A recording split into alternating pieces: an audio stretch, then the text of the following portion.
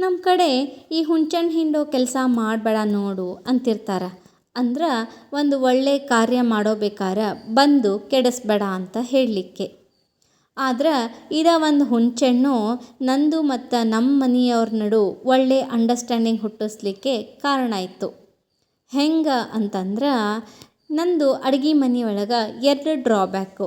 ಒಂದು, ಯಾವಾಗಲೂ ಹಾಲು ಉಕ್ಕಿಸ್ತಿರ್ತೀನಿ. ಇನ್ನೊಂದು, ಈ ಸಾರು ಮಾಡೋಕ್ಕಿಂತ ಮುಂಚೆ ಹುಂಚೆಹಣ್ಣು ನೆನೆ ಹಾಕೋದು ಮರಿತಿರ್ತೀನಿ. ಹಾಗಾಗಿ ಮಳ್ಳೋಬೇಕಾರೆನ ಹುಂಚೆಹಣ್ಣು ಹಾಕಿಬಿಟ್ಟಿರ್ತೀನಿ. ಇವರು ದಿನ ಊಟ ಮಾಡೋಬೇಕಾರೆ ತೆಗೆದಿಟ್ಟು ಊಟ ಮಾಡೋರು.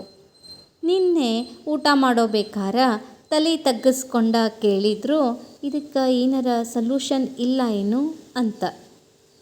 ಆ ಹೊತ್ನಾಗ ನನಗೆ ಏನು ಮಾತಾಡಬೇಕು ಗೊತ್ತಾಗಲಿಲ್ಲ, ಸುಮ್ಮನೆ ಆದೆ. ಆದರೆ ಇವತ್ತು ಸಾರು ಮಾಡೋಕ್ಕಿಂತ ಮುಂಚೆ ಅಗದಿ ನೆನಪಿಟ್ಕೊಂಡು ನೆನೆ ಹಾಕಿ ರಸ ತೆಗೆದು ಸಾರು ಮಾಡ್ಲಿಕ್ಕತ್ತೀನಿ.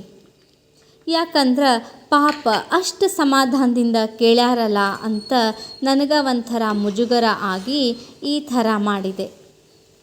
ಅಂದ್ರೆ ನಾವು ಹೆಂಗೆ ಒಂದು ವಸ್ತು ಆಯಿತು, ಒಂದು ವ್ಯಕ್ತಿಗಾಯಿತು ನೆಗೆಟಿವ್ ಕಮೆಂಟ್ ಕೊಟ್ಟಿರ್ತೀವೋ ಅದು ಮುಂದೆ ನಮಗೆ ಪಾಸಿಟಿವ್ ಆಗಬಹುದು.